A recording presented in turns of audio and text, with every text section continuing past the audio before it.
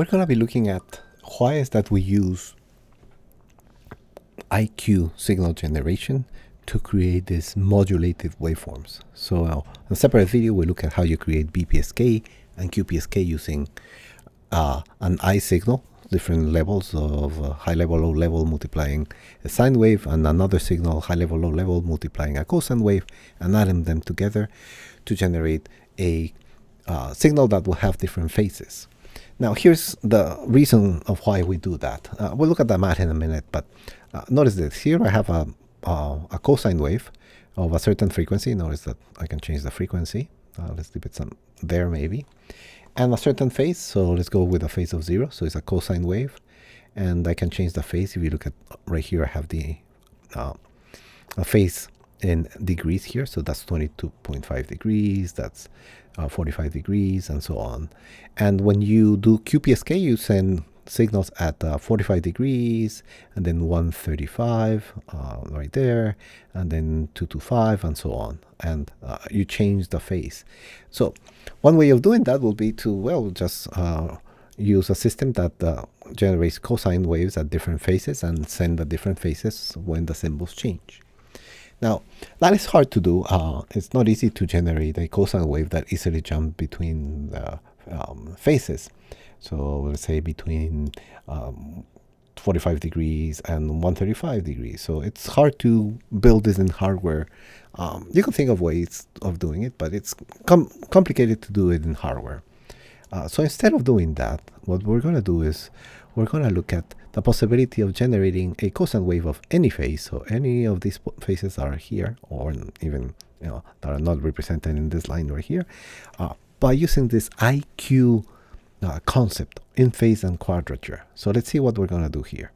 So we want to see if we can generate, let's say, a cosine wave with a phase of 45 degrees. So this red cosine wave, by adding two signals. So I don't want to generate this manually, but I want to generate this by adding two signals. And the signals that we're going to add are right here. We're going to add an in-phase signal that we're going to call a cosine. And we're going to add it to a quadrature signal that is going to be a sine wave. And what we're going to do is we're going to change the amplitude of the cosine and the sine wave of I and Q so that we can generate this red waveform. So let's see if that is true. So I'm going to turn on our IQ generated signal. It's right there in green. And obviously right now the green one and the red one are quite different. So let's see if I can change I to make it closer to the red one. No, it's not letting me do that much. So let's try to move Q. So if I move Q, yeah, a little to the left, a little bit more maybe. Let's try to move I. So somewhere like that. Maybe if I grow Q here and then change I a little bit to the right. So right now I'm almost there. The red and the original red and the green one that I'm changing, they're very similar. I can make it exactly the same, but a little bit of more. Maybe if I go like this, like that. I'm practically the same signals right now. Let's say more or less that's a match. So by adding a cosine wave and a sine wave, changing the amplitudes I and Q of these waves, we can generate the red wave, any version of the red wave. So let's change the red wave to a different phase. So right now it's 45 degrees. Let's change it at 135 degrees. So let's see, by changing I and Q, I should be able to match it. So let's see, maybe I need to go a little bit lower here and higher here. So if I go a little bit lower, no higher, there, and now I change this one here. Now, as you may imagine, there's a mathematical process which is very simple, just trigonometry, to check what the exact values of I and Q should be. And I have them here. We're not going to look at the math, but I have here the result. So I know that if I want to make the green and the red curves match, I need to set I to minus 0.92. So I'm going to go here to minus 0.92, 91, 92, and Q to 0.38. So there.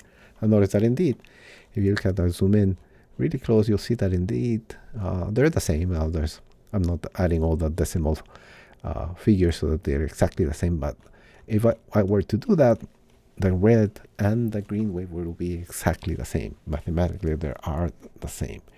So what that means is that I can generate just a signal I and Q, multiply I by cosine, Q by sine, and then I will generate the actual phases of any cosine wave with any phase.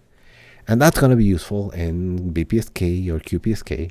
So I just need to make I and Q equals to the right number so that the phases result in the phases for QPSK. So let's see how that would work. Let's change the phase of our red wave to the first one, so to 45 degrees. So in QPSK, I'm supposed to generate this red wave and send it over the air for some amount of time, right? The duration of the symbol.